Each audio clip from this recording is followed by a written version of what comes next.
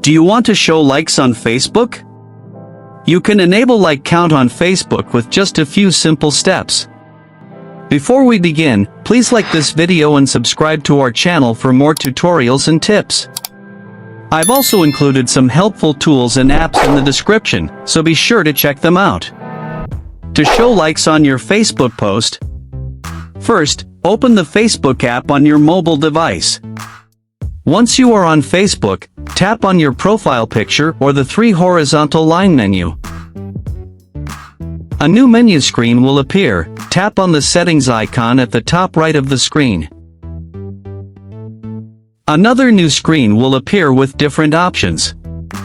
Scroll down to the Preferences section and tap on Reaction Preferences. Here, you will see two options, on posts from others and on your posts. Simply turn off the toggle switch button next to on your posts to enable the like count on your posts. If you want to view the like count on others' posts, turn off the toggle switch button next to on posts from others. Now, you will see the number of likes visible on your posts.